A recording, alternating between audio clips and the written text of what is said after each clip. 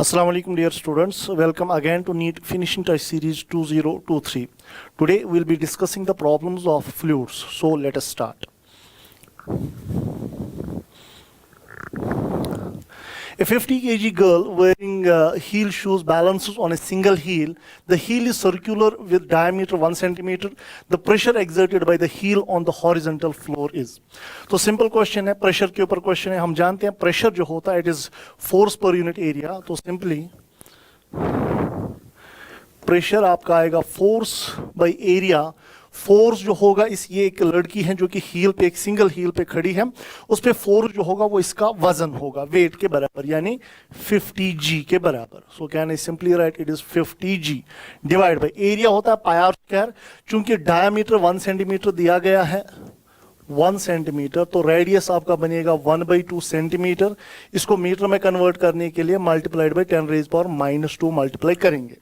Right तो यहां पे प्रेशर जो आएगा it is pi r square. So pressure आपका बनेगा 50 × 10 डिवाइड बाई पाई. रेडियस का वैल्यू हमें आया है 1/2 × 10⁻⁻² का square. So it is simply 50 × 10 divide by pi. 1/2 का स्क्वायर हुआ 1/4, 4 ऊपर शिफ्ट हो जाएगा. सो it is simply 4 divide by 10⁻⁻4. Right तो प्रेशर जो आपका आएगा that will be simply 50 × 10 × 4 × 10⁻⁴ divided by पाई के बराबर. राइट तो प्रेशर जो आपका मिलेगा that is 5 × 4 is 20 × 10⁻, 4 zeros और 2 यानी 6 zeros हो गए, 6 divide by pi. 20 by pi यानी 20/3.14 वो होता है सिंपली 6.4. तो प्रेशर जो आपका आएगा it is 6.4 × 10⁻6. So option C is the correct option. Simple सा क्वेश्चन था प्रेशर के ऊपर फोर्स पर unit area. Now next question ये आपका एनसीईआरटी से लिया गया है. The two femurs each of cross sectional area 10 centimetre square. ये फीमर बोन्स होती हैं. सो दो फीमर बोन्स हम आपके पास है, एक का एरिया है 10 centimetre square. Supports the upper part of a human body. एक ह्यूमन बॉडी को ये अपर पार्ट को सपोर्ट कर रही है. ह्यूमन बॉडी का मास दिया गया है 40 kg. इस वाले क्वेश्चन में भी आपने एवरेज प्रेशर निकालना है. So pressure simply force by area. Force होगा वजन के बराबर, एरिया दिया हुआ है, सो आप ये सॉल्व कर सकते हैं. सो प्रेशर जो आपका आएगा, सो can I simply right pressure जो आएगा it is force by area.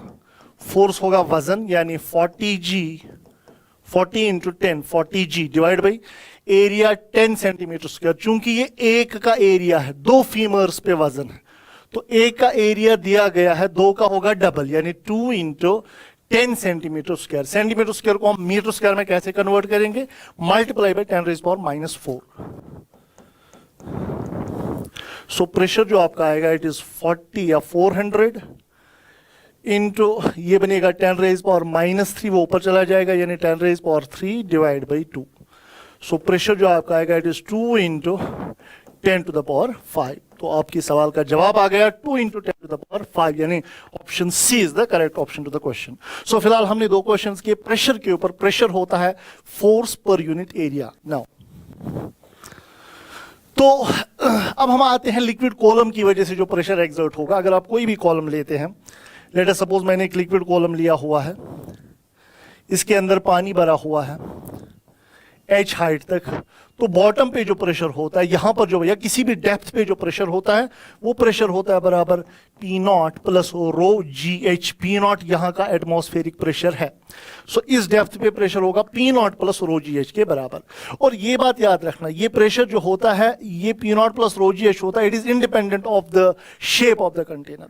अगर 3 कंटेनर्स में इक्वल हाइट तक, सेम हाइट तक पानी भरा हुआ है, अगर 3 कंटेनर्स में सेम हाइट तक पानी भरा हुआ है, अब देख लीजिए यहां भी हाइट तीनों जगहों पे सेम है, तो यहां का प्रेशर, यहां का प्रेशर, यहां का प्रेशर सेम होगा, because pressure is independent of the shape of the container. तो क्वेश्चन आपके सामने यही था. 3 वेसल्स में हमने पानी डाला हुआ है, हमें बताना है ए, बी या सी कहां पर प्रेशर ज्यादा होगा. हर जगह पे प्रेशर होगा सेम, बिकॉज इक्वल हाइट्स तक पानी भरा हुआ है. जब इक्वल हाइट्स तक पानी भरा हो तो प्रेशर कंटेनर के या शेप पे डिपेंड नहीं करता. So option 4 will be the correct option to the question. Now और एक क्वेश्चन यहाँ पे इंटरेस्टिंग सा question, the force acting on a window, एक विंडो है जिसका साइज दिया गया है 50 सेंटीमीटर 50 सेंटीमीटर। ओके, एक सबमरीन है, ये उसकी विंडो है जो कि 2000 मीटर डेप्थ ओशन के अंदर, एक सबमरीन 2000 मीटर डेप्थ समंदर के अंदर है। तो हमें क्या बताना है, हमें बताना है उसकी विंडो पे कितना फोर्स एक्सर्ट होगा। Interior of which is maintained at sea level atmospheric pressure. यानी अगर आपके पास मान लो ये कोई समंदर है, समंदर के अंदर हमने क्या किया है, एक सबमरीन, राइट। तो सबमरीन की मान लो यहां पर ये विंडो बताई गई है, अंदर का प्रेशर पी नॉट दिया गया है, इसके अंदर का pressure atmospheric pressure P not बताया गया, राइट। मान लो ये हाइट, ये जो डेप्थ है आपकी, ये मेंशन है 2000 मीटर के बराबर।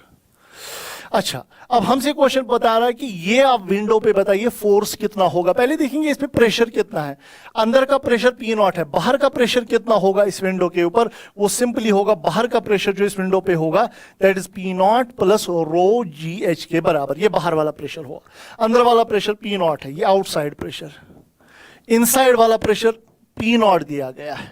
तो प्रेशर डिफरेंस कितना होगा, अगर हम इनको सब्ट्रैक्ट करेंगे will get pressure difference, delta P जो आपका आएगा, इनको सब्ट्रैक्ट कर लो, ये बन जाएगा रो जी एच। और इसी प्रेशर डिफरेंस की वजह से इस विंडो पे फोर्स लगेगा। वो फोर्स जो होगा, प्रेशर चूंकि होता है फोर्स बाय एरिया, यानी फोर्स पर unit area, it will be equal to rho ji h. आपको यही फोर्स निकालना है। तो सबसे पहले एरिया कितना होगा, अगर हम एरिया कैलकुलेट करेंगे इट इज 50 सेंटीमीटर, मीटर में कन्वर्ट कर लो, डिवाइड बाय 100। इसी तरह से ऊपर वाला भी है 50 सेंटीमीटर, यानी डिवाइड बाय 100, तो हो गया हमें एरिया। तो ये बन जाएगा 50 इंटू 1 50 इंटू 2 50 इंटू 1 50 इंटू 2, यानी एरिया जो आएगा ये 1/4 आया, एरिया का वैल्यू आया 1/4, right. So can I simply write 4 जो होगा it is rho ji h a. So density का वैल्यू दिया गया है, density of water 10⁻3, acceleration due to gravity का वैल्यू 10 मेंशन किया गया है, डेप्थ 2000 मीटर है, और एरिया जो दिया गया है वो 1/4 है, राइट।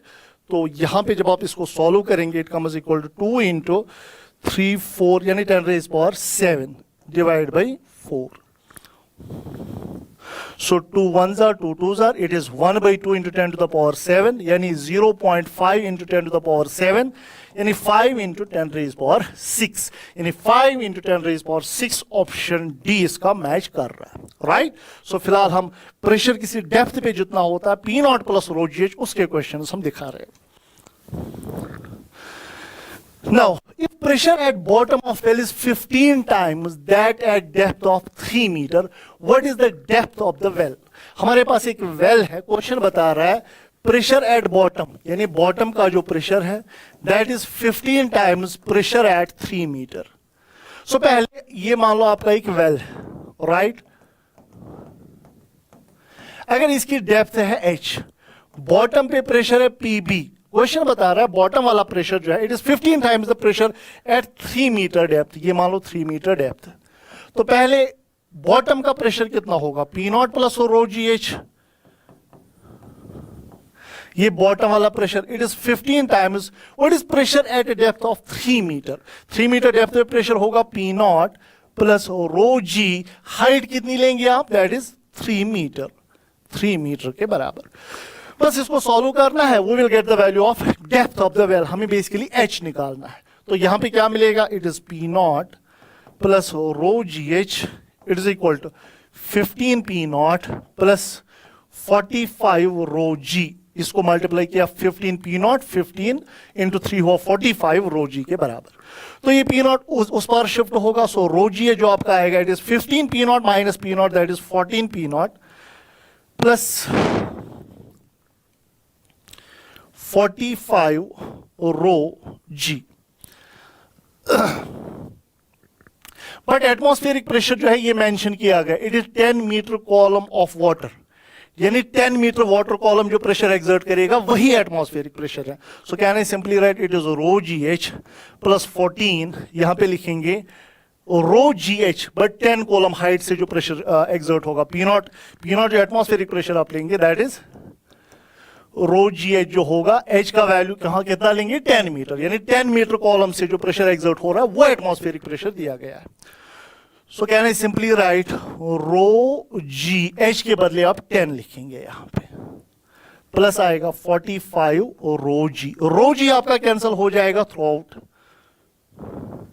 तो बताइए एच का वैल्यू हमें कितना आया, एच का वैल्यू आया 140 प्लस 45, यानी हाइट कितनी आई 185 मीटर। तो बड़ा सिंपल सा क्वेश्चन था। क्वेश्चन हमें बता रहा था अगर एक वेल है हमारे पास, बॉटम पे प्रेशर जो है that is 15 times the pressure at a depth of 3 metre. Bottom पे जो प्रेशर है that is equal to 15 times the pressure at a height of 3 metre. So bottom वाला pressure P naught plus rho जी H होगा, और 3 metre height पे pressure कितना होगा 15। 3 metre height वाला प्रेशर मैंने लिया पी नॉट प्लस रो जी एच, एच कितना है 3, बिकॉज 3 मीटर की बात हो रही थी। अब उसके बाद सॉल्व करके पी नॉट एटमॉस्फेरिक प्रेशर हम क्या लिखेंगे, क्वेश्चन बता रहा है एटमॉस्फेरिक प्रेशर है 10 मीटर कॉलम ऑफ वाटर, यानी 10 मीटर वाटर कॉलम से जितना प्रेशर एक्सर्ट होगा उससे कितना प्रेशर एक्सर्ट होगा रो जी 10 के बराबर। सॉल्व कर लो, खेल खत्म। सो यहां पे हम प्रेशर के क्वेश्चंस देख रहे हैं। नाउ आपके पास ये यूट्यूब वाले क्वेश्चंस आप काफी ज्यादा देखेंगे घर में, तो इन पे भी क्या होगा, how to solve these types of the question. Question पहले पढ़ेंगे, U tube contains water and methylated separated by mercury. आपके पास ये वाटर है, ये सेपरेट है और ये मर्करी है, 3 लिक्विड्स इस यूट्यूब के अंदर दिए गए हैं। The mercury column in the 2 arms are at same level with 10 centimetre of water in one arm and 12.5 centimeter of the separate in the other arm, यानी मर्करी की लेवल सेम। अच्छा, इस साइड से सेपरेट की length जो है, इस column की लेंथ दैट इज 12.5 सेंटीमीटर, यहां से लेंथ है 10 सेंटीमीटर। हमसे क्वेश्चन बता रहा है रिलेटिव डेंसिटी ऑफ सेपरेट बताइए, यानी density of separate by density of water हमें निकालना है। तो यूट्यूब वाले क्वेश्चन में हम क्या करते हैं, हम ये वाला प्रेशर और ये वाला प्रेशर, हॉरिजॉन्टल लाइन पे प्रेशर सेम होता है। So can I simply write P A is equal to P B, so I can write P A is equal to P B. So what is pressure at A? It is P naught, यहां का pressure मान लो P naught है, so फिर से P naught plus rho जी H, H के बदले हम लिखेंगे 10, so that is equal, but it is the density of water here, we have to write row W is equal to, यहां का प्रेशर इस कॉलम में कितना होगा P naught प्लस रो जी, एच के बदले हम लिखेंगे 12.5, but row is the density of separate here, हमें यही निकालना है, relative density of the separate we have to calculate. So P not आपका कैंसिल होगा, जी आपका कैंसिल हो जाएगा, तो ये बनेगा density of water into 10 is equal to density of separate into 12.5। सो हमने निकालना है density of separate by density of the water. So can I simply write it is 10 divided by 12.5 is density of separate divided by density of water. So options को देख के जब आप इनको divide करेंगे ये 0.8 आता है। सो सेकंड ऑप्शन इसका करेक्ट ऑप्शन है। तो ये यूट्यूब वाला क्वेश्चन था आपके सामने। Now moving on to next question. देखिए ये वाला क्वेश्चन पास्कल्स लॉ के ऊपर बेस्ड है। आपने पढ़ा है पास्कल्स लॉ, मैं कॉन्सेप्ट साथ साथ समझा रहा हूं। पहले हमने प्रेशर पढ़ा, फोर्स पर यूनिट एरिया, फिर उसके बाद pressure exerted by liquid column is P naught plus rho ji h के बराबर। उसके बाद पास्कल्स लॉ हमें कहता है अगर आप किसी भी जगह एक आइडियल लिक्विड को, इनकम्प्रेसिबल लिक्विड को प्रेशर एक्सर्ट करेंगे, वो हर डायरेक्शन में इक्वली या जो है वो ट्रांसमिट हो जाता है।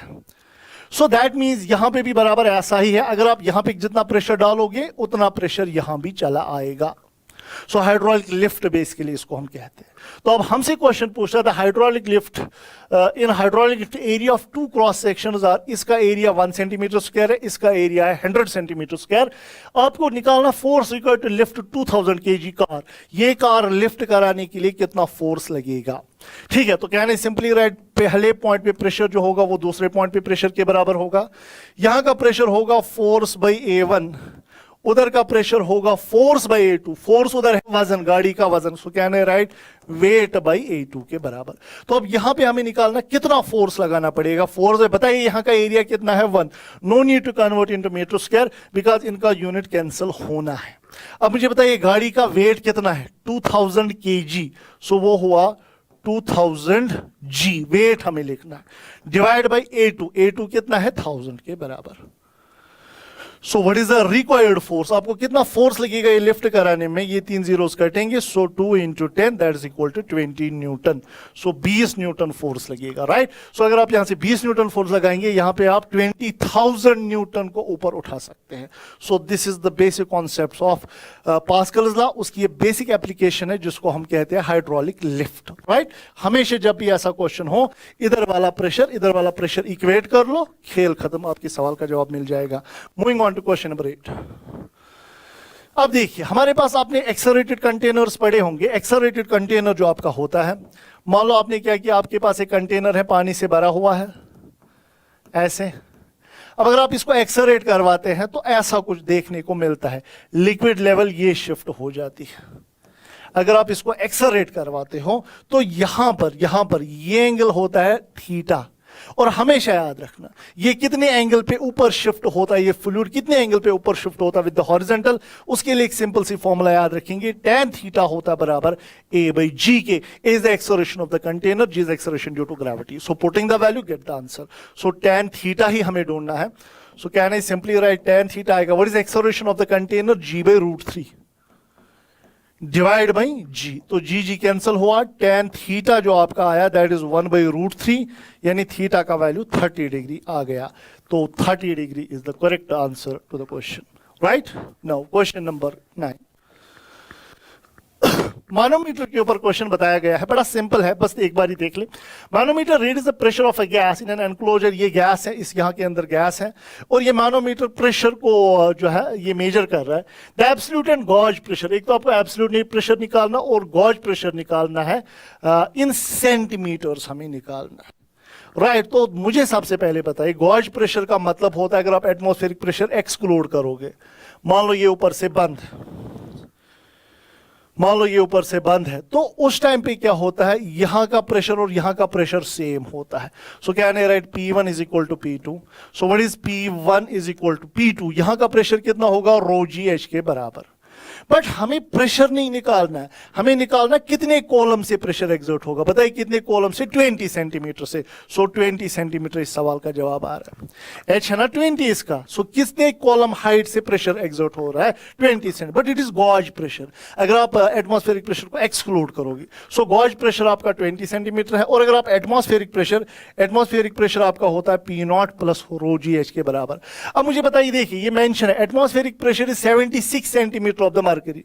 एटमॉस्फेरिक प्रेशर जो है दैट इज 76 सेंटीमीटर कॉलम की वजह से जो प्रेशर एग्जर्ट होगा, तो P0 यानी ये हुआ 76 सेंटीमीटर से जो प्रेशर एग्जर्ट होगा, और इससे कितना होगा 20 सेंटीमीटर। सो 76 प्लस 20 आया 96 सेंटीमीटर, यानी ये एब्सोल्यूट प्रेशर होगा, यानी absolute pressure is 96 and gauge pressure is 20। Option 3 is the correct option to the question, right. So moving on to question number 10।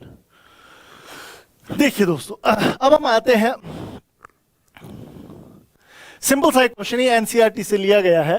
The density of the atmosphere at sea level पे density atmosphere की दी गई है 1.29 kg/m³। Assume it does not change with the altitude, altitude के साथ साथ density suppose change नहीं हो रही है, then how high would the atmosphere extend, atmosphere किस हाइट तक एक्सटेंड होगा। ठीक है, मान लो ये आपका ग्राउंड है और यहां तक suppose atmosphere let us suppose atmosphere यहां तक, एटमॉस्फेयर यहां तक, दिस इज एटमॉस्फेयर। यहां का अब ये सी लेवल है, समझो ये सी लेवल है, यहां पे प्रेशर कितना होगा, ρgh के बराबर होगा। तो हमें बताना है कि ये किस हाइट तक ये एटमॉस्फेयर एक्सटेंड करेगा। एटमॉस्फेयर की ही वजह से प्रेशर है ना, और वो प्रेशर एटमॉस्फेरिक प्रेशर है, वो हम जानते हैं दैट इज 1.015 into 10⁵ पास्कल।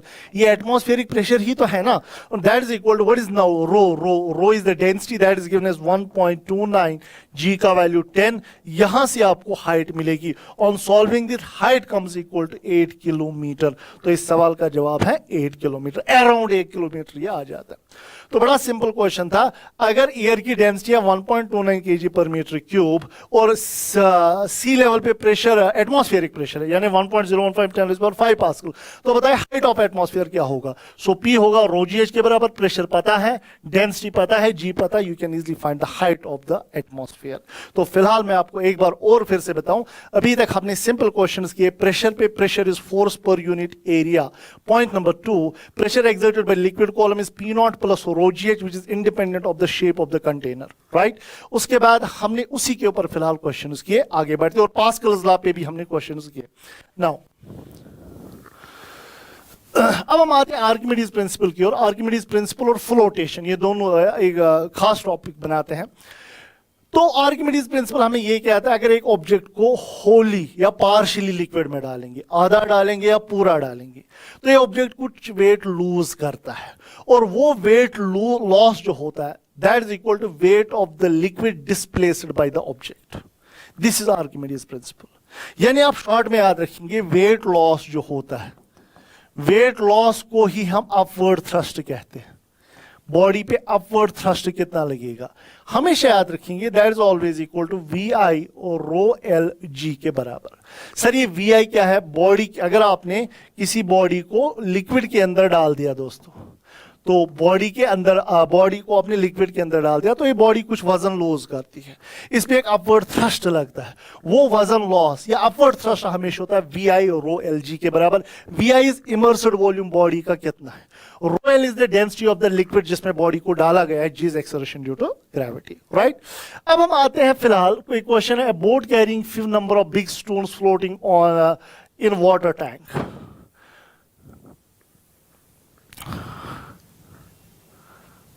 देखिए आपके पास क्या, आपके पास एक बोट, क्वेश्चन बता रहा है इस बोट में आपने कुछ स्टोन्स रखे हुए हैं, और अब अगर आप ये स्टोन्स पानी में डालेंगे, इनको उठा के पानी में डालेंगे, तो पानी की लेवल को क्या हो जाएगा, ये क्वेश्चन, पानी की लेवल को क्या हो जाएगा। मान लो बोट का मास है m, ये बोट का मास है, और सारी स्टोन्स का मास है suppose small m। So volume, ये आप याद रखेंगे, जब कोई चीज फ्लोट हो रही होती है, वॉल्यूम ऑफ लिक्विड डिस्प्लेस्ड जो होता है वो हमेशा होता है बराबर total mass by density of the liquid, यानी m plus m divide by density of the water, यानी क्या है, right, m by rho w plus m by rho w।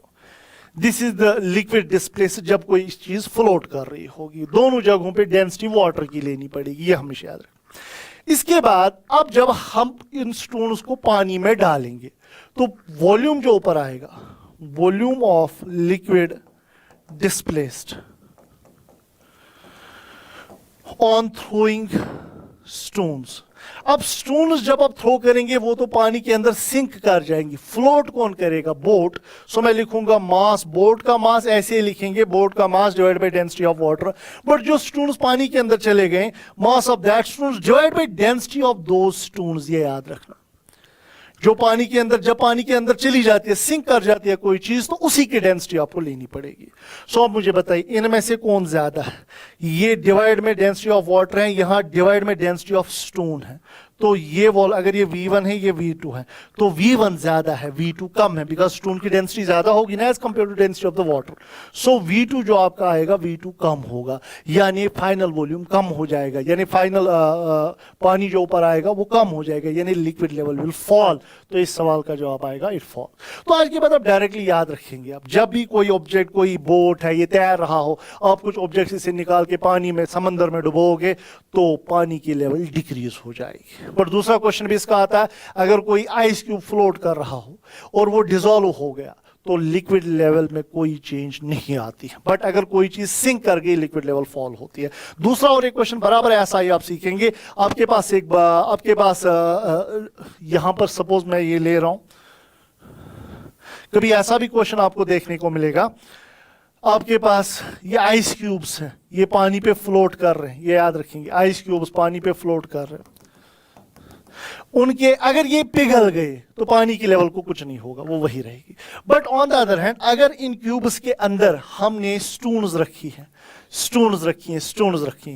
तो जब ये पिघल जाएंगी, स्टोन सिंक कर जाएंगी, तो उस टाइम पे पानी की लेवल डिक्रीज होती है। सो चीज उठाई, पानी में डाल दी, अगर वो सिंक कर गई, ओवरऑल लेवल जो है वो डाउन हो जाएगी, राइट। चलिए, but it depends upon the density usually, but आपको नीट एग्जाम में यहीं तक आएगा। Iceberg floats in water and the density of the ice and the sea water or this and this। एक आइसबर्ग फ्लोट कर रहा है वाटर पे, डेंसिटी ऑफ आइस भी दिया गया, डेंसिटी ऑफ वाटर भी दिया। What fraction of iceberg is outside the water surface, पानी के बाहर कितना पोर्शन होगा। तो आपको ये फॉर्मूला, ये फ्लोटेशन के ऊपर क्वेश्चन है, हमें पता होना चाहिए वॉल्यूम इनसाइड बाय वो टोटल वॉल्यूम होता है density of solid by density of the liquid. Solid mean जो ऑब्जेक्ट फ्लोट कर रहा है, लिक्विड मीन जिसमें वे फ्लोट कर रहा है। बट अगर आपको निकालना हो fraction outside, it is fraction inside, it is fraction inside, पानी के अंदर कितना फ्रैक्शन है। बट अगर आपको फ्रैक्शन आउटसाइड निकालना हो तो फ्रैक्शन आउटसाइड के लिए आप क्या करेंगे, आउटसाइड के लिए वो हमेशा होता है 1 minus rho S by rho L के बराबर। बस फ्रैक्शन इनसाइड होता है rho S by rho L, fraction outside होता है 1 minus rho S by rho L के बराबर। अब देख लीजिए क्वेश्चन की ओर ध्यान डालिए, हमें करना क्या है, रो सॉलिड, सॉलिड आइस है ना, रो एस दिया गया है सॉलिड की डेंसिटी जो फ्लोट कर रहा है, और रो एल भी आपको दिया गया है। आपको बताना है पानी से बाहर कितना पोर्शन होगा। सो आंसर आएगा 1 minus rho S by rho L. So it is 1 minus, what is the density of solid? 900 divided by 1000. So answer आएगा 1000 minus 900 यानी 100 डिवाइड बाई 1000 के बराबर। चूंकि आपको परसेंटेज इसमें आंसर दिया हुआ, ये फ्रैक्शन है, बट अगर परसेंटेज लेना हो मल्टीप्लाइड बाय 100, फ्रैक्शन अगर ना लेना हो, परसेंटेज लेना हो तो मल्टीप्लाइड बाय 100। तो ये दो जीरोस कट जाएंगे, ये 0 0 कटेगा। 10% will be the fraction of the object outside the liquid. So option second is the correct option. Now, ये बड़ा इंटरेस्टिंग और इंपॉर्टेंट क्वेश्चन है, इसके लिए एक फॉर्मूला यूज होती है, वो आप ध्यान में रखेंगे। A piece of solid weighs 120 gram in air, यानी असली वजन इसका यही है। ईयर में वे करने का मतलब है असली वजन इस ऑब्जेक्ट का यही है 120 ग्राम। पानी में अगर डालेंगे इसका वजन है 80 ग्राम, और अगर किसी लिक्विड में डालेंगे इसका वजन है 60 gram. So it is weight in air, this is weight in water, this is weight in liquid. हमें रिलेटिव डेंसिटी सॉलिड की भी निकालनी है और लिक्विड की भी निकालनी है। तो रिलेटिव डेंसिटी ऑफ सॉलिड जो हमारा होता है, सॉलिड की रिलेटिव डेंसिटी जो होती है, that is equal to weight in air divide by weight in air minus weight in water. ये याद रखेंगे फॉर्मूला है। इसी तरह से अगर आपको रिलेटिव डेंसिटी निकालनी हो लिक्विड की जिस लिक्विड में डाला गया है, that is always equal to weight in air minus weight in liquid divided by weight in air minus weight in water. Basically it is weight loss in liquid divided by weight loss in water. तो बस formula में put कर लीजिए, what is weight in air 120 divided by what is weight in air 120 minus what is weight in water, that is 80. So it comes equal to 120 by 40. So answer आएगा 3। तो इस सवाल का जवाब weight in relative density of solid is 3 and relative density of liquid will be, air में weight है 120, liquid में है 60 डिवाइड बाय 120 माइनस 80 के बराबर। So that is 60 divide by 40 यानी 3/2, यानी रिलेटिव डेंसिटी ऑफ सॉलिड आया 3 और लिक्विड आया 3/2, यानी 3 and 3/2। Option 4 is the correct option to question. देखिए और एक क्वेश्चन है, wooden block is floating on water kept in a beaker. एक वुडन ब्लॉक है, ये फ्लोट कर रहा है। 40% of the block is above the water surface. 40% अगर एक कोई कंटेनर आप लेंगे, इसमें आपने एक ऑब्जेक्ट डाला है, बाहर है 40%, तो अंदर कितना होगा, पानी के अंदर 60% पानी के अंदर होगा। अब हम इसी बीकर को एक्सेलरेट करवा रहे हैं ऊपर, ठीक है, with acceleration equal to g/2। इसकी एक्सेलरेशन है g/2। हमें बताना है कि पानी के ऊपर अभी कितना पोर्शन होगा। बट अभी हम पढ़े हैं what is fraction outside equal to 1 minus rho S by rho L. यहां पे कहीं एक्सेलरेशन ड्यू टू ग्रेविटी का वैल्यू नहीं आ रहा है। सो पानी के बाहर कितना पोर्शन होगा या पानी के अंदर कितना पोर्शन होगा, that hardly depends upon the acceleration of the container, उस पर डिपेंड नहीं करता। तो अब की बार भी 40% ही पानी के बाहर होगा। So the float with 40% above the water surface. Option 3 is the correct option. Now a vessel containing oil, vessel है वो जिसमें ऑयल है, उसकी स्पेसिफिक ग्रेविटी दी है 0.8 ग्राम या डेंसिटी दी गई है 0.8 ग्राम पर सेंटीमीटर क्यूब, और मरकरी जिसकी डेंसिटी दी गई है. A homogeneous sphere floats with half volume immersed in the mercury and half in oil. The density of sphere is बड़ा इंटरेस्टिंग और इंपॉर्टेंट क्वेश्चन है, आर्किमिडीज प्रिंसिपल के ऊपर ही बेस्ड है. तो सबसे पहले आपके पास एक कंटेनर है, इस कंटेनर में आपने दो तरह के लिक्विड्स डाले गए, दो तरह के लिक्विड से, ये एक लिक्विड है, उसके ऊपर फिर दूसरा लिक्विड ये. We have two liquids, one over the other. तो नीचे वाला लिक्विड जरा पहले देख ले कौन सा था. Vessel containing oil over mercury, यानी नीचे वाला मर्करी, इट इज मर्करी, ऊपर वाला आपका ऑयल है. मर्करी की डेंसिटी दी गई है, मर्करी की डेंसिटी है, इसकी डेंसिटी है 13.6 ग्राम पर सेंटीमीटर क्यूब.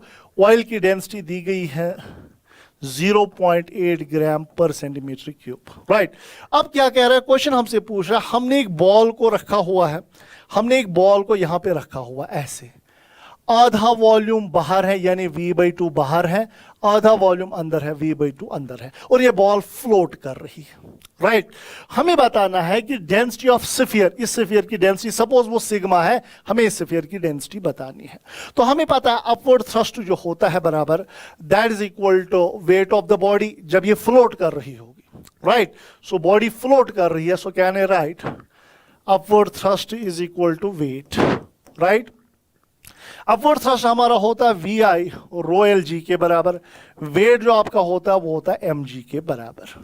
नाउ अभी दो तरह के लिक्विड्स डिस्प्लेस हुए हैं, सो कैन आई राइट, पहले मैं लिखूंगा V/2 डेंसिटी ऑफ मर्करी, पहले ये डेंसिटी ऑफ मर्करी यानी 13.6 VI रो LG, मर्करी का पहले लिखेंगे. एक तो ये वाला लिक्विड भी डिस्प्लेस हो रहा है, हुआ है, ये वाला लिक्विड भी डिस्प्लेस हुआ है, so can I simply right plus V/2, because आधा इसके अंदर है आधा इसके अंदर है, V/2.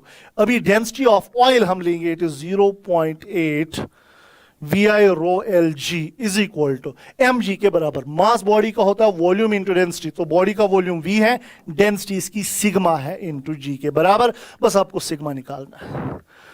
Now how to solve the question, आपका V कैंसिल हो जाएगा, G भी आपका कैंसिल हो जाएगा. 13.6/2 it is 2 6 are 12, 6.8 plus 0.4 is equal to sigma, तो सिग्मा का वैल्यू आएगा 7.2 ग्राम पर centimetre cube will be the density, यानी 7.2, इसका 7.3 दिया गया है but it is close to 7.2, so 7.2 gram पर centimetre cube will be the density of the object. Right, now और एक क्वेश्चन बड़ा इंटरेस्टिंग सा, ये क्वेश्चन बड़े इंपॉर्टेंट है जो इसमें मैं आपको नोट करवा रहा हूं, एक बार अच्छे से कर लीजिए, क्या पता नीट एग्जाम में आ सकते हैं. ए पीस ऑफ ब्रास, एक ब्रास का पीस है जो एलॉय है कॉपर और जिंक का. तो सबसे पहले चलिए मैं यही बनाऊंगा. आपके पास ये एक एलॉय है, ये बना है, एक तो कॉपर का बना है और बना है ये जिंक का. Right, veg 12.9 gram in year, इसका असली वजन है 12.9 ग्राम इसका वजन. ठीक है, इसका mass, actual mass, so it is actual mass है. Right, when completely immersed in water it weighs, ये इसका वजन ये हो जाएगा, यानी वेट लॉस होता है. अगर मैं आपसे कहूंगा वेट लॉस किसके बराबर है, दिस माइनस दिस, बट वो mass multiplied by G, weight loss अगर निकालना है. ठीक है, अच्छा, what is the mass of the copper container in the alloy, इस कॉपर का इस एलॉय में कितना मास है. सपोज मैं आपसे कह रहा हूं, पहले कॉपर की डेंसिटी रो कितना दिया गया है, density of copper, specific gravities दी गई है कॉपर की, ये बेसिकली रिलेटिव डेंसिटी दी है 8.9, बट हमें पता है रिलेटिव डेंसिटी होता है डेंसिटी के बराबर. अगर हम CGS यूनिट यूज करेंगे, रिलेटिव डेंसिटी 8.9, सो डेंसिटी भी आएगी इसकी 8.9, बट ग्राम पर centimetre cube, so this is density, मैं कहने सिंपली राइट 8.9.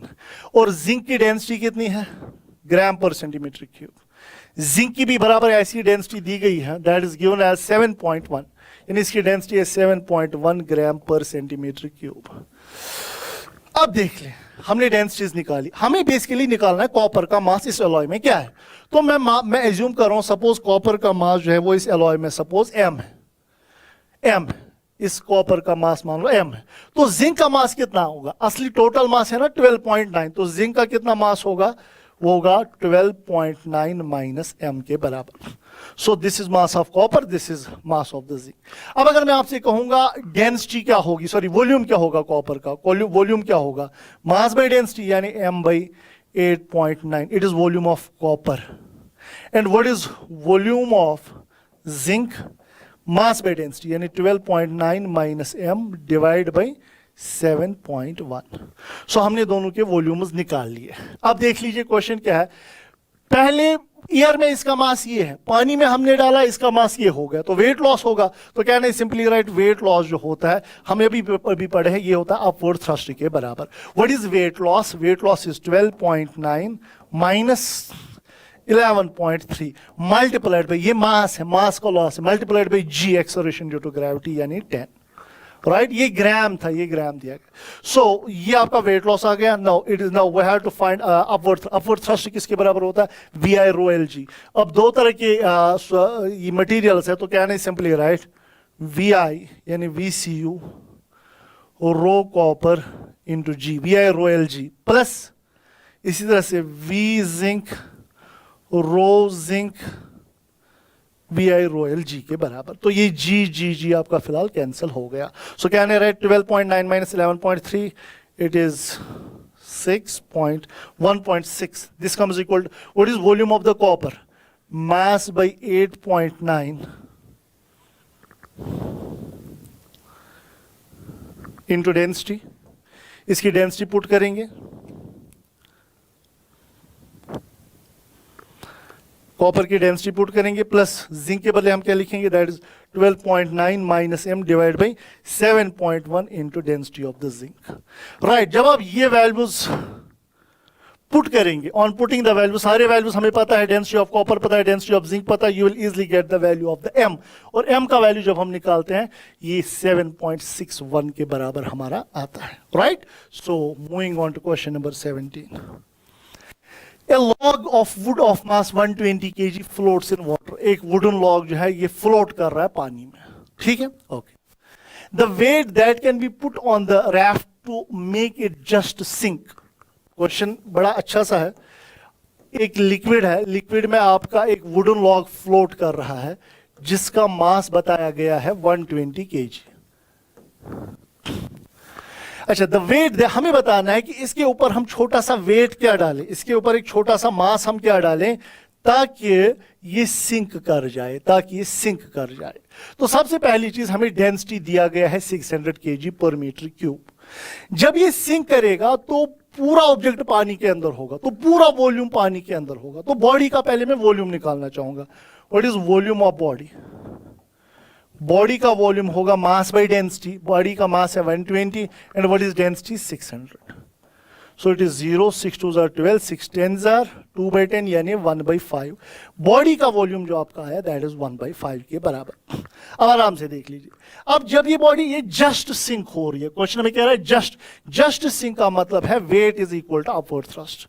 फ्लोट ही कर रहा था, अब ये जस्ट सिंक कर रहा था। सो क्या है right, upward thrust is equal to weight of the body. तो चलिए हम अपवर्ड थ्रस्ट ही निकाल लेते हैं। What is weight of body equal to, अगर हम बॉडी का वेट निकालेंगे that is simply equal to mg के बराबर, या simply V I rho L G. Upward thrust हमें निकालना है, V I rho L G. So upward thrust आपका कितना होगा, अभी सारी बॉडी पानी के अंदर होगी, सो इमर्स्ड वॉल्यूम होगा 1/5।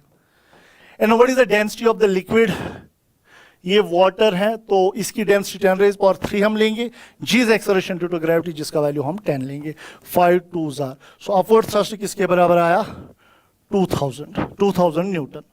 सो अपवर्ड थ्रस्ट आपका आ रहा है 2000 न्यूटन। सो दैट मींस ये फोर्स जो इसका वेट जो है वो 2000 न्यूटन है। तो मास कितना होगा 200, तो मास होगा 200 kg, यानी जब इसका मास 200 kg होगा ये सिंक कर जाएगी। इनिशियली मास कितना था 120, एडिशनल कितना डालेंगे फिर 80। सो 80 kg आप एडिशनल डालेंगे, ये बॉडी सिंक कर जाएगी।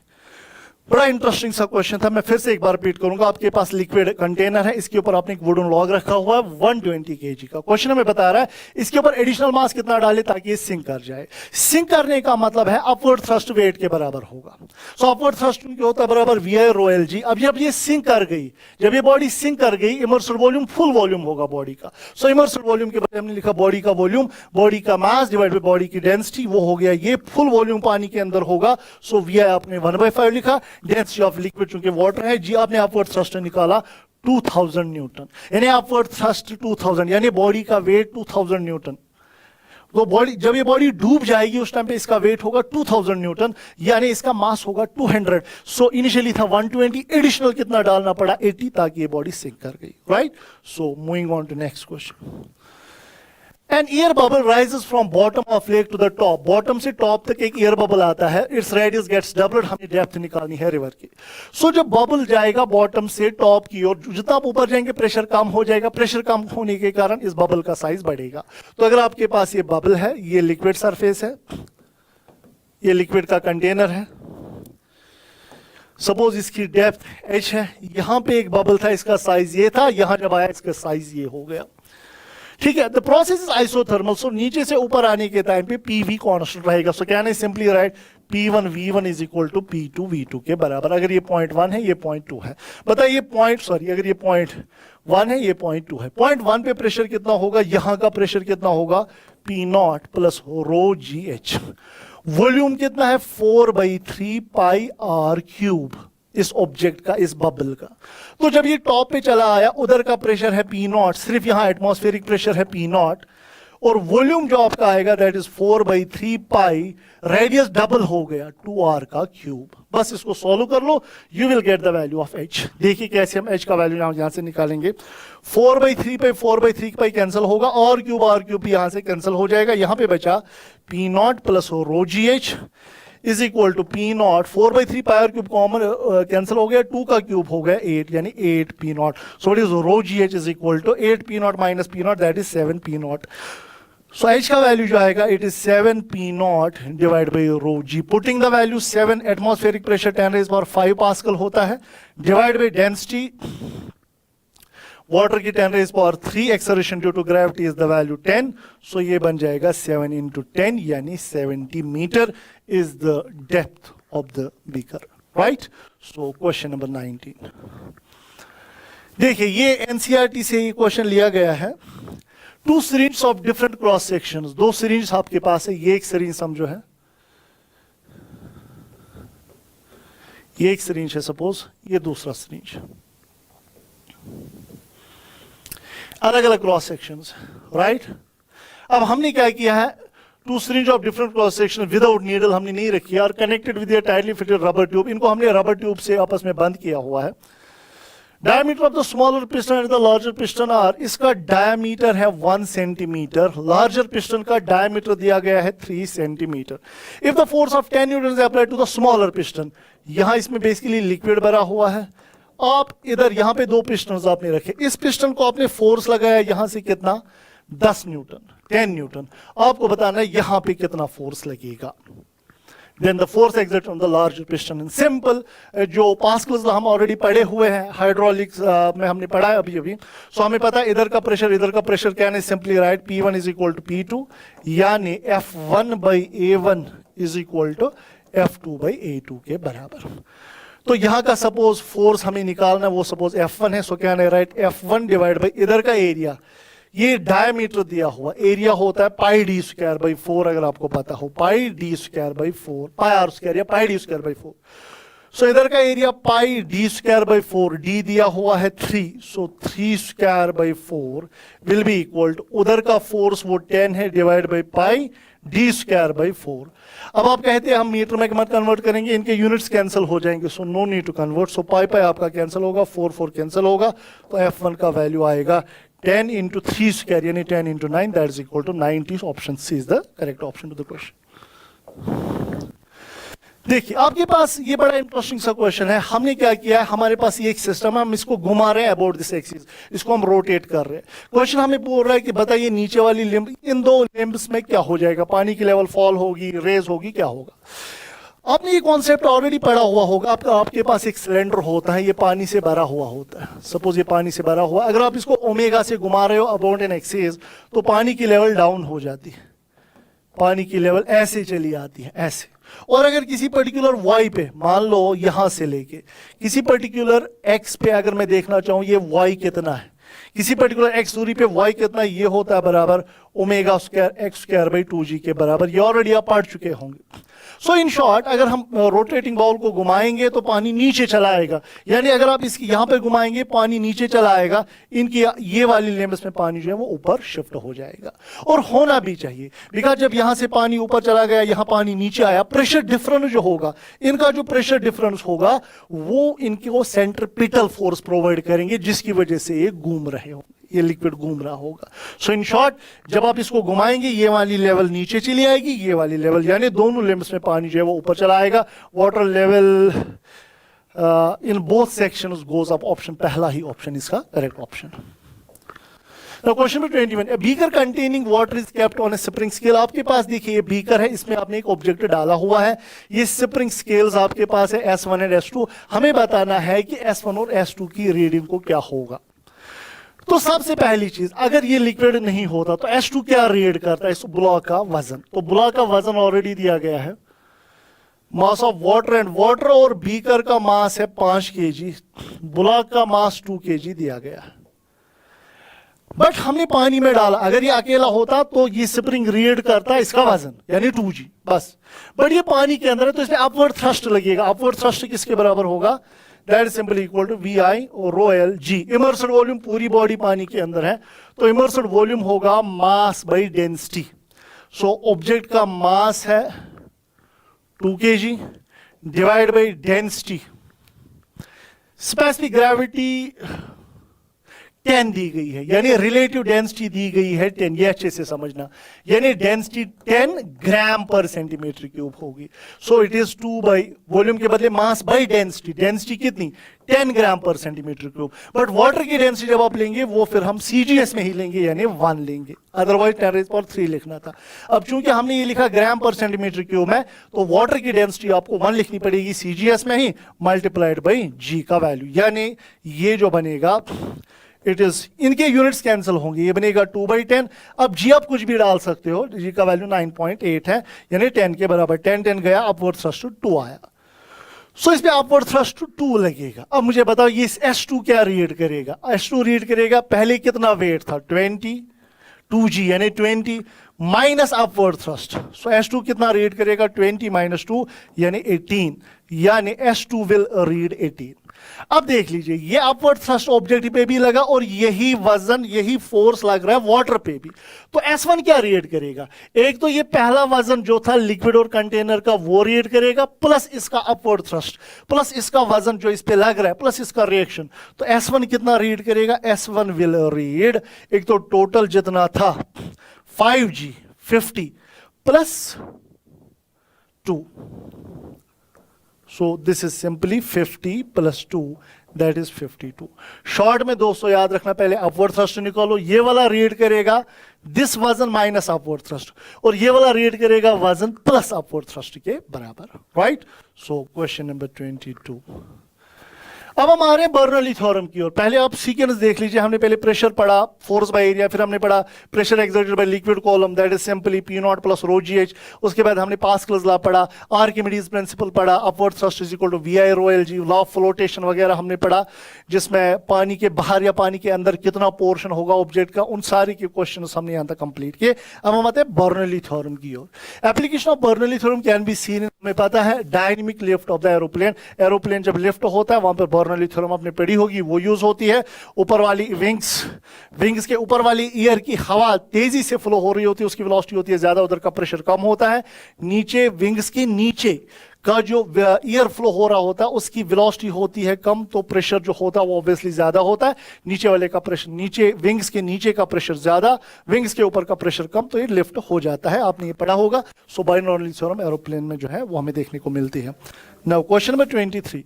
For turbulent flow, value of Reynolds number is. Turbulent flow के लिए जो Reynolds number का वैल्यू हमें पता है, स्ट्रीमलाइन फ्लो लोअर स्पीड्स पे होता है, टर्बुलेंट फ्लो हायर स्पीड्स पे होता है.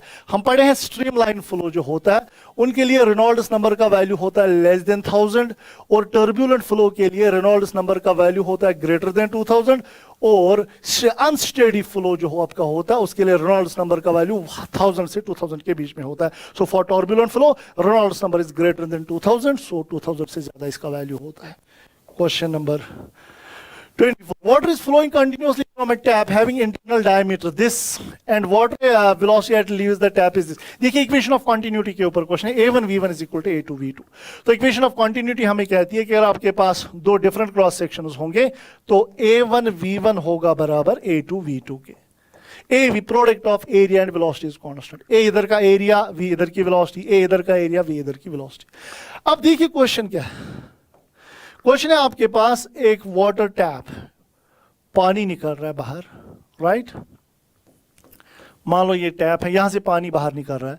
यहां का डायमीटर दिया गया है 8 × 10⁻³ ये डायमीटर दिया गया है. अब पानी जब नीचे आएगा वो ऐसे उसका एरिया थोड़ा थोड़ा धीरे धीरे करके कम हो रहा होगा. तो हमें बेसिकली यहां का डायमीटर कैलकुलेट करना है. हमें क्वेश्चन बता रहा है कि ये वाली डिस्टेंस जो है यहां से यहां तक की distance it is given as 2 × 10⁻⁻1 के बराबर, राइट. अब हमने यहां का डायमीटर निकालना, तो यहां मैं directly equation of continuity use करता है A1 V1 यहां की, बिकॉज यहां की वेलोसिटी भी मेंशन है. इस जगह पानी निकल रहा है 0.4 मीटर पर सेकंड से. तो अगर मुझे यहां की वेलोसिटी पता चली तो मैं इधर का डायमीटर निकाल सकता हूं. तो यहां से हम इक्वेशन ऑफ मोशन लगा सकते हैं. So we can use v² - u² is equal to 2gh के बराबर. इधर की वेलोसिटी सपोज v है, वो पहले मैं निकालूंगा v² - 0.4 का square is equal to 2 × 10 × what is the value of h 2 × 10⁻⁻1. So v² - 0.4 square आएगा आपका 4 के बराबर. सो v² आएगा 4 + 0.4 का स्क्वायर. सो v आएगा अंडर रूट ऑफ दिस, यानी ये 4.4 वो तकरीबन 4 ही हुआ. तो आप डायरेक्टली यूज कर सकते हैं 4 यानी 4. सो v आएगा 2 मीटर पर सेकेंड. थोड़ा अप्रोक्सीमेट वैल्यू में निकाल रहा हूं, आप एक्चुअल वैल्यू निकाल सकते. तो यहां की वेलोसिटी हमें मिल गई. Now I simply have to use equation of continuity here. A1 V1 is equal to A2 V2 के बराबर. इधर का एरिया कितना होगा πd²/4. तो डायमीटर कितना है 8 × 10⁻³ πd²/4 इंटू इधर की वेलोसिटी है 0.4. दैट इज इक्वल टू इधर का एरिया πd²/4 और इधर की वेलोसिटी आपने निकाली, दैट इज सिंपली 2. बस थोड़ा सा कैलकुलेशन है, इसको पाई पे आपका कैंसिल हो जाएगा, 4 आपका कैंसिल हो जाएगा. So this comes equal to 8² is 64 × 10⁻³ into 0.4 आएगा बराबर 2d². थोड़ा सा सॉल्व कर लो, इसका ऑप्शन 4th मैच कर रहा है. ठीक है, बस यहां से d का वैल्यू आपको निकालना है. सो ये वाला क्वेश्चन भी हमने सीखा जहां पर इक्वेशन ऑफ कंटिन्यूटी यूज हुई. A1 V1 is equal to A2 V2 के बराबर. नाउ वॉल्यूम फ्लो रेट आपको पता होना चाहिए. वॉल्यूम फ्लो रेट होता है 1 सेकंड में कितना वॉल्यूम अंदर आया पानी का या 1 सेकंड में कितना बाहर गया पानी का वॉल्यूम. और वॉल्यूम फ्लो रेट हमेशा होता है बराबर area into velocity. Make sure ये आप याद रखेंगे. हम अभी पढ़े equation of continuity A1 V1 is equal to A2 V2 के बराबर, यानी AV कांस्टेंट है, एरिया और वेलोसिटी का प्रोडक्ट कांस्टेंट. जहां एरिया ज्यादा होगा वहां वेलोसिटी कम होगी, जहां एरिया कम होगा वहां वेलोसिटी ज्यादा होगी. सो AV इज कांस्टेंट यानी volume flow rate is constant. यानी भले ही क्रॉस सेक्शन चेंज हो रहा हो वॉल्यूम फ्लो रेट कांस्टेंट रहता है. यहां का वॉल्यूम फ्लो रेट दिया है 2 मीटर³ पर सेकंड. इधर का भी बराबर यही होगा 2 मीटर³ पर सेकंड. यानी भले ही क्रॉस सेक्शन चेंज होगा वॉल्यूम फ्लो रेट कांस्टेंट रहता है, वो हमेशा कांस्टेंट रहता है. Now question number 26. देखिए वॉल्यूम फ्लो रेट हुआ 1 सेकंड में कितना पानी अंदर गया. तो यहां से 1 सेकंड में जितना पानी अंदर जाएगा 1 सेकंड में यहां और यहां उतना पानी बाहर आएगा, है ना. पानी तो अंदर गायब थोड़ी होगा, जितना पानी अंदर जाएगा उतना तो बाहर आएगा. यानी क्या है, राइट. वॉल्यूम फ्लो रेट होता है बराबर वॉल्यूम फ्लो रेट फॉर 1 यहां से कितना होगा VFR plus volume flow rate for second. अगर थर्ड भी होता तो +3, यानी VFR होगा बराबर VFR1 प्लस VFR2. तो मुझे बताइए यहां का वॉल्यूम फ्लो रेट कितना, एरिया इंटू वेलोसिटी यानी 5 × 5. Area into velocity. अच्छा, इधर का वॉल्यूम फ्लो रेट क्या होगा, एरिया इंटू वेलोसिटी, यानी 2.5 इंटू 2, प्लस इधर का वॉल्यूम फ्लो रेट क्या होगा, एरिया इंटू वेलोसिटी। बस वी आपको निकालना है, खेल खत्म। So it is 25 is equal to 5 plus 4v। 25 minus 5 हुआ 20/4 आएगा v, यानी v का वैल्यू आया 5। सो वॉल्यूम वेलोसिटी जो आपकी आई यहां पर, वेलोसिटी दैट इज 5 मीटर पर सेकंड के बराबर, राइट। सो क्वेश्चन नंबर 27 देख लीजिए, ये टॉर्शली थ्योरम के ऊपर बेस है। आपको पता होना चाहिए कि जब हम किसी कंटेनर को होल करते हैं तो इस होल के एबो अगर हाइट होती है h, होल के एबो वाली हाइट अगर h है, तो यहां से पानी निकलता है under root of 2gh velocity से।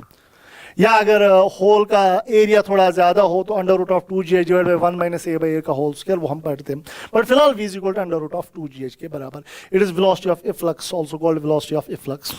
और हम ये भी पढ़े होंगे कि रेंज, पानी जो निकलता है उसका रेंज मैक्सिमम कब होता है, जब होल ऑफ सेंटर पे करोगे। अगर आपने होल सेंटर पे किया, मान लो मेरे पास ये एक कंटेनर है, ये 8 मीटर है हाइट, सो अगर 4 मीटर पे आप होल करोगे, रेंज उस टाइम पे मैक्सिमम होता है, ये आपको याद रखना। बट यहाँ थोड़ा सा यहाँ क्वेश्चन, ये क्वेश्चन भी आपसे यही पूछ रहा है, अब बताइए रेंज का मैक्सिमम होगा जब होल कहाँ पे करेंगे। आप सोचेंगे 20 के हाफ पे, गलत, वो गलत बात। रेंज तब मैक्सिमम होता है जब होल किया जाए टोटल हाइट बाई जो सिलेंडर की ग्राउंड से लेके जो टोटल हाइट है उसका हाफ, वहां पे होल करेंगे तो पानी जो है उसका रेंज मैक्सिमम होगा।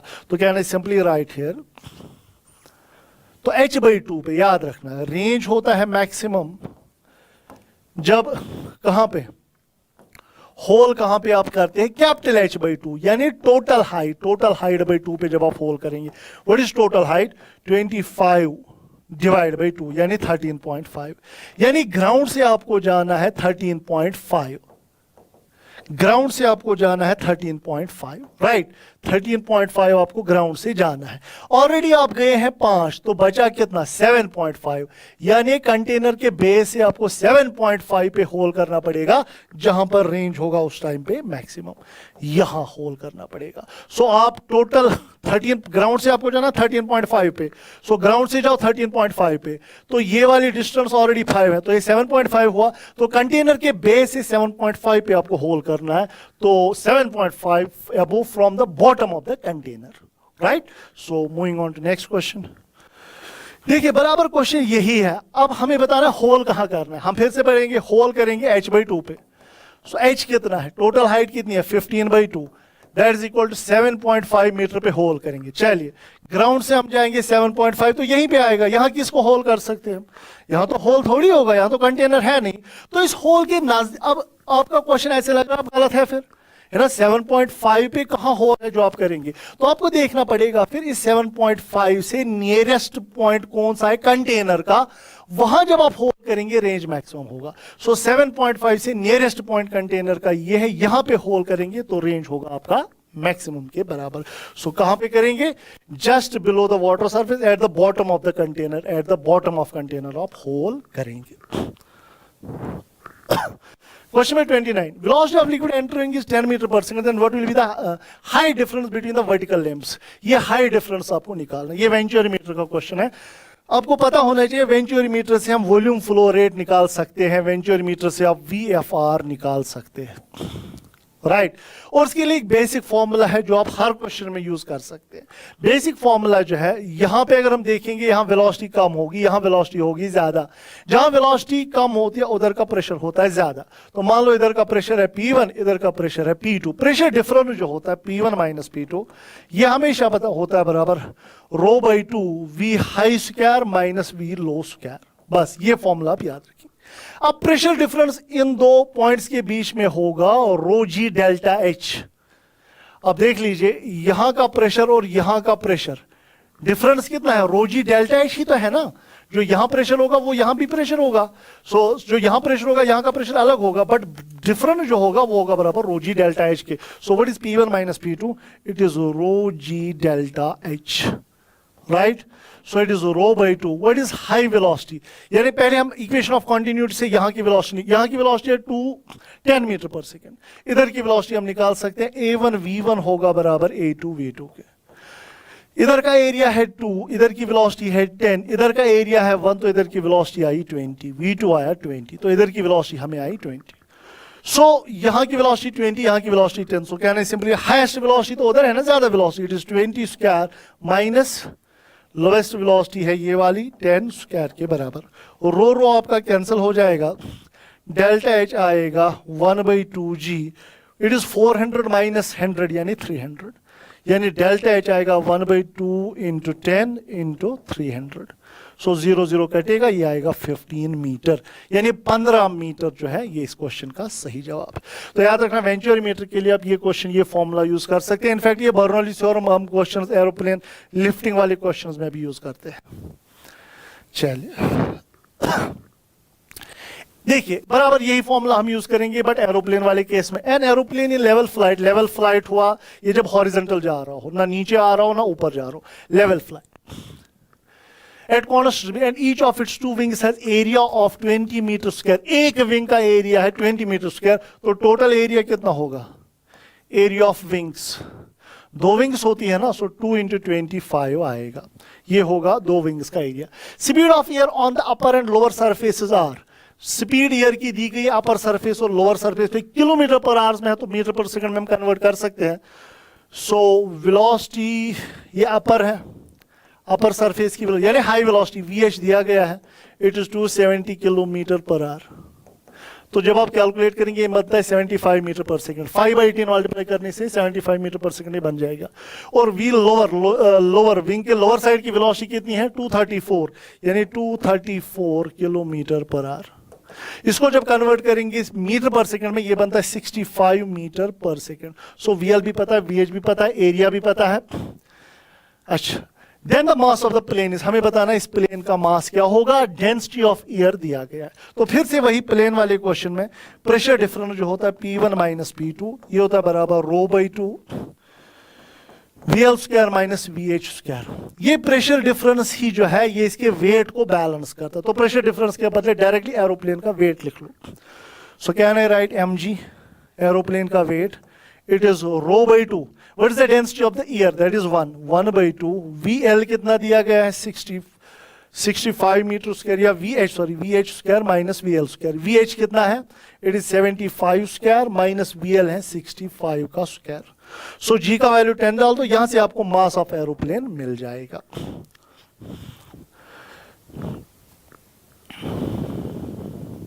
बट प्रेशर जो होता है it is weight by area.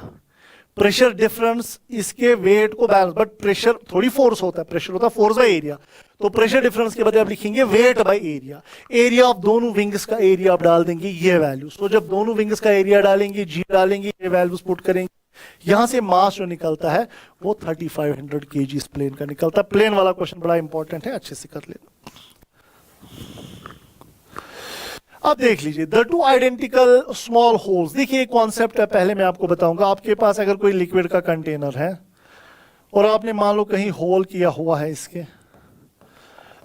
जब ये पानी बाहर फेंकता है तो इस पे पीछे की ओर एक फोर्स लगता है, थ्रस्ट लगता है इस पे पीछे की ओर, और वो फोर्स जो होता है वो हमेशा होता है बराबर रो A V स्क्वायर के बराबर. V इज द वेलोसिटी, जिस वेलोसिटी से बाहर निकल रहा हो. अगर ये हाइट h है तो हम जानते हैं V होता है अंडर रूट ऑफ 2GH. तो इसमें जो फोर्स लगेगा वो बनेगा रो A V स्क्वायर के बदले हम लिखेंगे 2GH, बिकॉज V होता है ना रूट ऑफ 2GH, तो V स्क्वायर आएगा 2GH के बराबर. यानी फोर्स जो आ रहा है it is equal to rho A 2GH के बराबर. यानी force directly proportional to the height.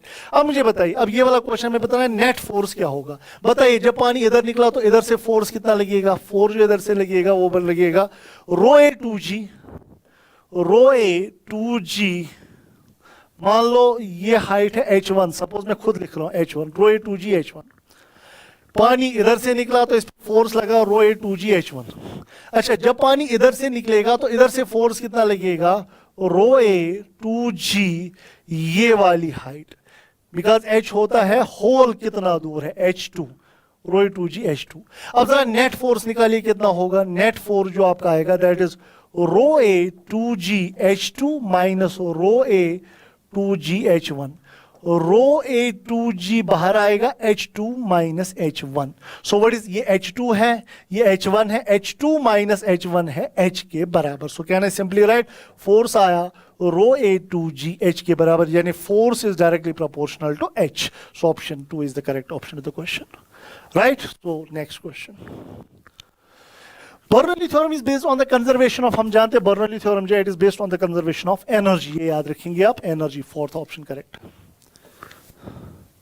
Liquid content, अभी अभी हमने इससे पहले में कॉन्सेप्ट समझा रहा था, जब हम बाउल को घुमाएंगे ऐसे, जब आप एक रोटेटिंग बाउल को घुमाते हैं पानी की लेवल को ये हो जाता है, अगर आप इसको ओमेगा से घुमा रहे हो। फिर उस टाइम पे मैंने आपसे कहा था अगर किसी एक्स पे आप जाएंगे, इधर में वाई का वैल्यू जो होता है वाई होता है बराबर omega square x square by two g. अब हमसे ये वाले क्वेश्चन में क्वेश्चन पूछ रहा, आप बताइए एक्सट्रीम पे ये वाई कितना होगा, उसके लिए x का वैल्यू आप r पुट करेंगे। यानी अगर आप देखेंगे liquid is kept in cylindrical vessel which is being rotated about a vertical axis through the center of circular base. If the radius of the vessel is r and angular velocity is omega, then the difference in the heights of the liquid at the center and the edge, हमें निकालनी है यहां से यहां तक की ये height, centre और एज की हाइट ये वाली, यानी y निकालना, वो होगा बराबर ओमेगा स्क्वायर। अभी x आप r के बराबर लेंगे बिकॉज मुझे इन दो के बीच में हाइट डिफरेंस चाहिए, omega square r square by two g के बराबर। So omega square r square by two g, option two is the correct option of the question. Now question number 34, viscous force. हमें पता है viscous force जो होता है जब हम किसी ऑब्जेक्ट को पानी में मुंह करवाते हैं उस पर विस्कस फोर्स लगता है, विस्कस ड्रैग लगता है। अगर किसी लिक्विड सरफेस पे आपने किसी ऑब्जेक्ट को आगे लिया तो पीछे से फ्लूइड फ्रिक्शन लगता है जिसको विस्कस फोर्स कहते हैं, और वो विस्कस फोर्स होता है बराबर minus eta A D V by D X के बराबर। अब क्वेश्चन की ओर ध्यान रखिएगा, क्वेश्चन हमसे पूछ रहा है कि viscous force exerted by the liquid between the two plates in a streamline flow depends upon velocity gradient, obviously it depends on velocity gradient perpendicular to planes, area obviously it depends upon the area, coefficient of viscosity yes, यानी ये तीनों चीजों पे viscous drag depend करता है। Viscous force depend करता है velocity gradient पे, एरिया पे और कोएफिशिएंट ऑफ विस्कोसिटी पे, यानी all of these options are correct. Terminal velocity के ऊपर क्वेश्चन है। टर्मिनल वेलोसिटी में आपको पहले पता होना चाहिए, जब हम बॉल को डालते हैं पानी के अंदर, पहले ये बॉल एक्सेलरेट होती है, उसकी स्पीड बढ़ती है, ये याद रखना, पहले स्पीड बढ़ती है, कुछ देर के बाद ये कांस्टेंट हो जाती है, और वो कांस्टेंट वेलोसिटी कहलाती है टर्मिनल वेलोसिटी। और टर्मिनल वेलोसिटी हमेशा होती है बराबर 2/9 eta r square G sigma minus rho. Eta is coefficient of viscosity, r is the radius of the ball, sigma is the density of the ball, rho is the density of the liquid. अब terminal velocity किस चीज पे depend करती है, radius square पे।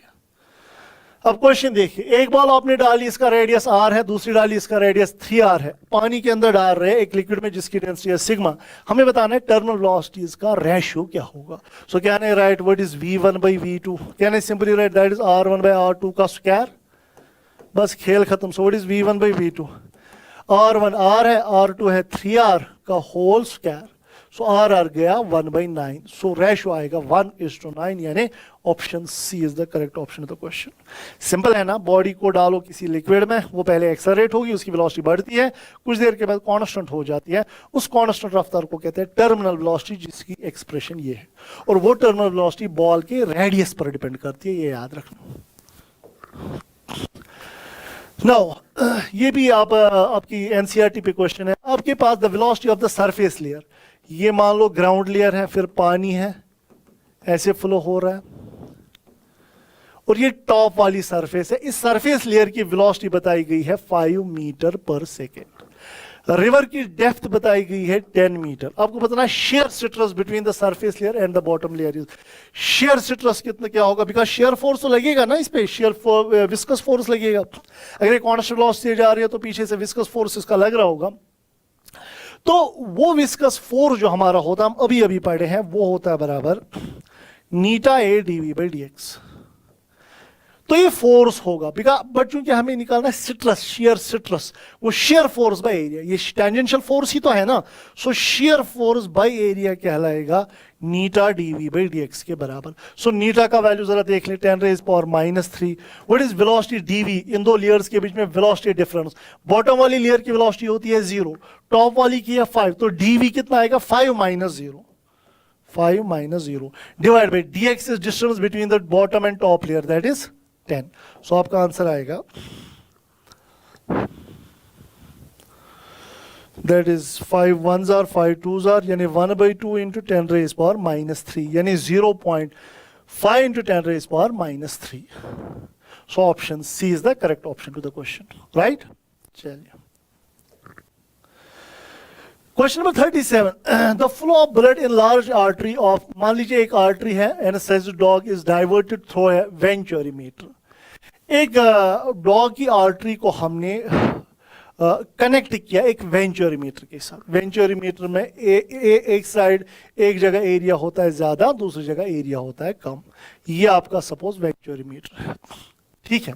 चलिए हमने यहां से ब्लड पास किया हुआ है, is divert through venturimeter, the wider part has cross sectional area, जो आर्टरी का जो एरिया है वो इस वाइडर पार्ट के एरिया के बराबर, यानी ये डॉग की आर्टरी है, right, equal to the area of artery, area इसका दिया है 8 mm² के बराबर, वाइडर साइड का वेंचुरीमीटर के वाइड साइड का एरिया दिया है 5 mm², narrow part has area, इधर का एरिया है 4 mm², the pressure drop in the artery is 24 pascal, pressure difference दिया गया है, what is the speed of blood in the artery, यहां पे आर्टरी में ब्लड की स्पीड बतानी है।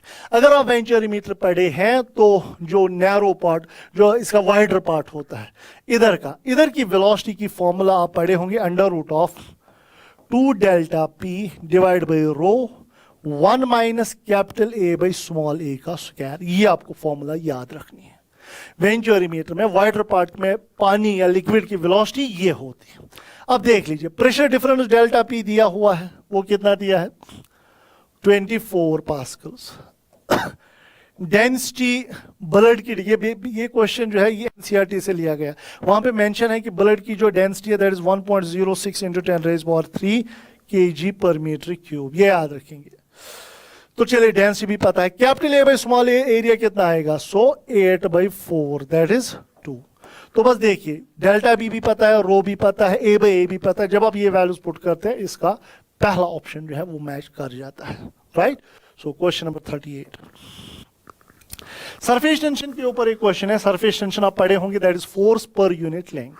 आपके पास एक स्लाइडर है, इसके साथ एक वेट अटैच किया गया है, ये फिल्म है, यहाँ पे सोप फिल्म है, ये बैलेंस्ड स्टेट में है। तो हमें पता है जब ये बैलेंस स्टेट में है अपवर्ड फोर्स होगा बराबर डाउनवर्ड फोर्स के, तो स्लाइडर पे जो अपवर्ड फोर्स होता है वो होता है बराबर TL, बिकॉज इसमें दो सरफेस होती है, इस फिल्म में दो सरफेस होती है। असल में सरफेस टेंशन होता है फोर्स बाई लेंथ, यानी T होता है F/L, तो फोर्स कितना होगा सरफेस टेंशन इंटू लेंथ। सो इस वायर पे अपवर्ड फोर्स सरफेस टेंशन की वजह से, फिल्म की वजह से जो फोर्स होगा वो होगा surface tension into length, but चूंकि इसमें दो सरफेस होती है, इधर की और उधर की, सो टोटल फोर्स लगता है 2x TL। सो ऊपर से कितना फोर्स लगा 2TL, वो वेट को बैलेंस करेगा, बस खेल खत्म। So 2x TL will be balancing the weight. अब देख लीजिए क्वेश्चन हमसे क्या पूछ रहा है, वेट दिया गया है, लेंथ ऑफ स्लाइडर दी गई है, LB दिया गया है, हमने निकालना है सरफेस टेंशन यानी T निकालना है, T को बराबर W/2L के बराबर। What is given weight 1.5 into 10⁻² divided by 2. What is length of the slider 30 centimeter, यानी 30 into 10⁻², सेंटीमीटर को हमने मीटर में कन्वर्ट कर लिया। सो 10⁻², 10⁻² कैंसिल हो गया, T का वैल्यू जो आएगा इट इज 1.5 डिवाइड बाई 60 के बराबर, यानी 15/600। सो 5 3s are 15, 5 1s are 5, 120, 3 1s are 3 40s are, यानी 1/40। जब आप 1/40 कर लोगे वो आएगा 0.025 के बराबर, 1/40 होता है 0.025 के बराबर। सो ऐसी चीजों को समझा जाता। तो स्लाइडर वाला क्वेश्चन बड़ा ध्यान रखना, इस पे जो फिल्म की वजह से फोर्स लगता है वो 2TL होता है और वो वेट को बैलेंस करता है। देख लीजिए, which of the following is not true about the angle of contact में पहले कुछ इंपॉर्टेंट पॉइंट्स मैं आपको बताऊंगा। एंगल ऑफ कांटेक्ट क्या होता है? अगर आपके पास कोई लिक्विड कंटेनर बना है लिक्विड से, तो इसकी सरफेस अगर ये है मिनिस्कस, ये, तो इस मिनिस्कस को अगर हम टेंजेंट ड्रॉ करते हैं, वो कितना एंगल बनाएगा इस सॉलिड सरफेस के साथ? इसको कहते हैं angle of contact, right. But पानी के अंदर ये एंगल होता है, लिक्विड के अंदर। अगर वाटर और गिलास हो, ये याद रखना, अगर वाटर और गिलास हो, वाटर गिलास हो, एंगल ऑफ कांटेक्ट होता है एक्यूट, और ये वेट करता है वॉल्स को, ये पानी इनके वॉल्स को वेट करता है, ये वेट। और अगर कैपिलरिटी होगा, वाटर ये वाटर रेज करता है, वाटर रेजेस अप, कैपिलरिटी की वजह से ये पानी ऊपर चला जाता है। याद रखना, प्योर वाटर जो होता है, प्योर वाटर, उसका एंगल ऑफ कांटेक्ट होता है 0। प्योर वाटर में बेसिकली ऐसे सरफेस होती है, तो ये टेंजेंट ड्रॉ किया, ये एंगल ऑलमोस्ट 0 बन जाता है प्योर वाटर के लिए। अच्छा, ये था वाटर गिलास के लिए। इसके बाद अब अगर हम बात करेंगे, अगर आपके पास मरकरी और गिलास होगा, मरकरी की मिनिस्कस ऐसे कन्वेक्स होती है, तो अगर हम मरकरी और गिलास लेंगे, इसके लिए थीटा ये बन जाएगा, थीटा इसका ऑब्ट्यूज होता है मरकरी गिलास के लिए। डू नॉट वेट, ये वेट नहीं करता वॉल्स को, कैपिलरी से water falls, water level fall करती है कैपिलरिटी की वजह से। ये चीजें आपको पता होनी चाहिए, right. So this is about angle of contact. कुछ ऐसे होते हैं, कुछ लिक्विड्स, अगर हम लेंगे सिल्वर गिलास, उसमें क्या होता है, उसमें सरफेस फ्लैट होती है, एंगल ऑफ कांटेक्ट 90 होता है, वो भी वेट नहीं करते वॉल्स को। बट वो ऐसे लिक्विड जो वेट नहीं करते, यूजुअली हम कहते हैं उनके लिए एंगल ऑफ कांटेक्ट को ऑब्ट्यूज 90 से ज्यादा। अब देख लीजिए, the value of angle of contact for pure water गिलास इज 0। ये सही ऑप्शन है, हमें बताना इनकरेक्ट कौन सा है। The angle of contact increase with increase in temperature. Yes, ये याद रखना, एंगल ऑफ कांटेक्ट बढ़ता है टेम्परेचर के बढ़ाने से। If the angle of contact of the liquid and the solid is less than 90, then liquid spreads on the spread होना हुआ फैल जाना, हाँ, it wets the walls, ये भी सही है। चौथा option, angle of the contact depends on the inclination of solid surface to the liquid surface, ये गलत option. Angle of contact depend नहीं करता upon the inclination of solid surface to the liquid surface. तो आप चारों में से इसको फिर टिक मारेंगे, ये गलत है, हमें गलत ऑप्शन ही इनमें से निकालना है। A liquid does not wet the walls if the angle of contact, हमने अभी अभी पढ़ा, ऐसे liquids walls को wet नहीं करते जिनका angle of contact 90 से ज्यादा हो, so greater than 90, ये liquids walls को wet नहीं करते। The work done in blowing a soap bubble of surface tension this from 2 centimeter to 5 centimeter, आपको soap bubble को blow करना है, याद रखना, जब भी soap bubble blow करना हो, work done होता है T into 4 pi R2 square minus R1 square के बराबर। अगर आप ड्रॉप को ब्लो कर रहे हो तो ये आंसर है, अगर आप बबल को ब्लो कर रहे हो तो मल्टीप्लाइड बाई 2, बिकॉज बबल में 2 सरफेसेस होती है। तो बस वर्क डन ही आपको निकालना है। सरफेस टेंशन दिया है 0.06 इंटू 4 पाई, फाइनल रेडियस है 5 सेंटीमीटर, यानी 5 इंटू 10 रेज पावर माइनस 2 का स्क्वायर, माइनस इनिशियल रेडियस है 2 centimetre, 2 into 10 raise power minus 2 का square multiplied by 2। And on putting the value, जब आप ये वैल्यूज पुट करते हैं, यहां पे मेंशन है, इसका आंसर 3.12 मिली जूल आ जाता है। चलिए, सरफेस टेंशन ऑफ मर्करी दिया गया है, the excess pressure inside the mercury drop, याद रखना ड्रॉप के अंदर एक्सेस प्रेशर होता है 2s बाय आर, बबल के अंदर होता है 4s बाय आर के बराबर या 4t by R. So excess pressure की फॉर्मूला है that is 2s by R. इस बार इस साल आया था प्रीवियस ईयर में क्वेश्चन, अगर रेडियस कम होगा पता एक्सेस प्रेशर क्या होगा, ये बढ़ जाएगा। तो सरफेस टेंशन आपको मेंशन है 0.465, रेडियस इसका बताया गया 6 मिलीमीटर, यानी 6 इंटू 10 रेज पावर माइनस 3 के बराबर। 2 1s are 2 3s are, तो एक्सेस प्रेशर जो आपका आएगा it is 0.465 into 10 raise power 3 divide by 3, तो ये बन जाएगा 3 0.31 are 3 3 5s are 15 3 5s are 15, यानी 155। So excess pressure is simply 2s by r, it is 2, surface tension is 0.465 divided by, अच्छा डायमीटर हमें दिया गया है, हमें रेडियस लिखना है, रेडियस आएगा 3, तो यहां पे थोड़ा सा ये कैलकुलेशन है, it is 2 into surface tension is 0.465, radius diameter है 6 तो रेडियस होगा 3, यानी 3 into 10⁻³ के बराबर। सो ये बन जाएगा 2 5 are 10, 2 6 are 12 और 13, 2 4 are 8 और 9 डिवाइड बाई 3 into 10⁻³ के बराबर। तो ये अराउंड 310 आ जाएगा। जब आप ये 930 को 3 से मल्टीप्लाई करेंगे ये 310 बनता है। सो 310 pascal is the correct answer. So drop में एक्सेस प्रेशर होता है 2s/r और बबल में 4s/r होता है, याद रखें। A capillary tube is taken from the earth to the surface of moon. The rise of the liquid on the moon, if acceleration due to gravity on earth is 6 times the acceleration due to gravity on the moon. So acceleration due to gravity on earth is 6 times the acceleration due to gravity on the moon. तो moon पे gravity कितनी है? earth की का 1/6। हमें बताना है कि कैपिलरी कितना पानी ऊपर आएगा। हम एसेंट फॉर्मूला पढ़े हैं। हाइट किस कैपिलरी ट्यूब को जब आप किसी कंटेनर में डालते हैं तो पानी ऊपर चला आता है, किस हाइट तक पानी ऊपर आता है? That is 2s cos theta by r और rho g, यानी height is inversely proportional to gravity. So moon की ग्रेविटी है 1/6, तो मून पे फिर पानी ज्यादा ऊपर आएगा, 6 टाइम्स आएगा ऊपर।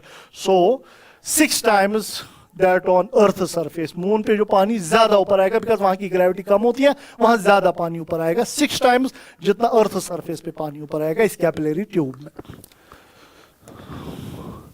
A capillary tube of radius r is immersed in water. हमने पानी में कैपिलरी ट्यूब डाला है। Water rises to a height of h. पानी हाइट h हाइट तक पानी ऊपर चला आता है। आपने कंटेनर लिया है, इसमें आपने कैपिलरी ट्यूब डाला है जिसका रेडियस r है, तो पानी जो ऊपर आता है ये h तक पानी ऊपर आता है। The mass of the water in the capillary tube, जो मास है, जो पानी ऊपर आया इसका मास है 5 ग्राम। अनदर कैपिलरी ट्यूब जिसका रेडियस है 2r, अगर आप 2r वाला कैपिलरी ट्यूब डालेंगे तो कितना मास ऊपर आएगा? तो सबसे पहले जो है हम पढ़े हैं मास होता है वॉल्यूम इंटू डेंसिटी। सो कितना वॉल्यूम है पानी का जो ऊपर आएगा? वॉल्यूम होगा πr² इंटू डेंसिटी। अगर ये ट्यूब जो है, ये ट्यूब, इसका वॉल्यूम होगा πr², अगर r इसका रेडियस है। ये बेसिकली मास है, जो पानी ऊपर आया उसका मास है, volume into density. So volume is πr²h। Now can I simply right πr²। Height, किस हाइट तक पानी ऊपर आता? हमने अभी पढ़ा 2s cos theta by r rho g. So can I write 2s cos theta by r rho g multiplied by rho? एक r cancel होगा, सो मास आया डायरेक्टली प्रोपोर्शनल टू r। ये इंपॉर्टेंट पॉइंट है, याद रखना। कैपिलरी ट्यूब जब पानी में डालोगे तो पानी जो ऊपर आता है वो मास होता है directly proportional to the radius. अब देखिए, पहली बार 5 ग्राम मास ऊपर आ रहा था, अब रेडियस डबल हुआ तो मास भी जो आएगा वो भी डबल हो जाएगा, यानी 10 ग्राम मास ऊपर आएगा। So option 3 is the correct option to the question. देखिए रिंग, आपने क्या किया? आपने रिंग को रखा लिक्विड सरफेस में, इस रिंग को आप ऊपर ले रहे हो, सरफेस टेंशन T है, मास m है, तो कितना फोर्स लगेगा लिफ्ट कराने में? आपको ये पता होना चाहिए कितना फोर्स जो होता है बराबर, ये होता है बराबर T into L. T is tension और लेंथ बनेगी इसकी 2πr, ये फोर्स लगेगा प्लस, बट चूंकि इसमें 2 सरफेस, एक तो अंदर वाली और बाहर वाली, सो 2 से मल्टीप्लाई होगा। T इंटू, जब आप किसी ऑब्जेक्ट को पानी से बाहर निकालते हो तो कितना फोर्स लगता है? सरफेस टेंशन की वजह से जो फोर्स होगा, force due to surface tension ring पे कितना है? T into 2πl, but multiplied by 2 because अंदर भी और बाहर 2 सरफेसेस हैं। So 2 into 2πr into T plus आएगा वजन, दैट इज mg, यानी 4t πr plus mg will be the force required to pull the ring up, यानी option 4 is the correct option. अगर डिस्क होती है, डिस्क में सिर्फ बाहर वाली सरफेस होती है, वहां पे आप लेंगे T इंटू 2πr। डिस्क को बाहर निकालने में कितना फोर्स लगेगा? T into 2πr। रिंग को T इंटू 2πr इंटू 2। ये टोटल फोर्स। अगर एक्सेस फोर्स वहां पे मेंशन हो, एक्सेस फोर्स कितना लगेगा, तो mg को नहीं लिखेंगे, सिर्फ ये वाले फोर्स को लिखेंगे, right? In A capillary tube, A vertical 30 centimetre long capillary tube is dipped in water. आपने 30 सेंटीमीटर का ट्यूब पानी में डाला हुआ है। The rise up to height of ये 10 सेंटीमीटर हाइट तक जाता है ड्यू टू कैपिलरी एक्शन, ठीक? If the experiment is contained in freely falling elevator, the length of water column will be. हमें क्या करना है? हमने क्या किया है, हमारे पास ये कंटेनर है, हमने इसमें कैपिलरी ट्यूब डाला है। अब अगर क्या हो रहा है, अगर ये फ्री फॉल कर रहा है जी इफेक्टिव 0 बन जाएगा, तो हाइट ऑफ वाटर रेजर जो पानी ऊपर आता है that is 2s cos theta by R और रो जी के बराबर। सो चूंकि जी इफेक्टिव 0 बन जाएगा, फ्री फॉल हो रहा है, सो हाइट आएगी इनफाइनाइट, यानी इनफाइनाइट हाइट तक पानी को ऊपर जाना है। बट इस कैपिलरी ट्यूब की लेंथ है 30 सेंटीमीटर, ये याद रखना, ये याद रखना। सो हाइट पानी को किस लेवल तक जाना, इन्फिनिटी पे, यानी ऐसा लग रहा है कि यहां से फिर पानी जो है ये बाहर निकलेगा, लेकिन ऐसा नहीं होता है। आपने पढ़ा होगा इनसफिशिएंट ट्यूब जो हमारा होता है, अगर पानी की लेवल इस ट्यूब से ऊपर जाना चाहेगी, वहां पे एंगल ऑफ कांटेक्ट चेंज होता है, जिसकी वजह से ये उसी हाइट पे रहता है। सो असल में पानी को जाना है इनफाइनाइट हाइट तक, but it is insufficient length tube. So पानी जो है वो उधर तक ही जाएगी जहां तक ट्यूब की लेंथ होगी, यानी 30 सेंटीमीटर तक ही जाएगा पानी। समझ आ रही है बात? उसके ऊपर पानी जो है ये फ्लो नहीं करेगा। सो वाटर लेवल जो होगा ये 30 सेंटीमीटर होगा। तो यहाँ पे हमने फ्लूइड्स जो है वो सारा कंप्लीट किया। आई होप कि आपने सारा एंजॉय किया होगा। ये बड़े इंपॉर्टेंट क्वेश्चंस है, एक बार अच्छे से देख लो सारे। तो thank you very much. Allah Hafiz.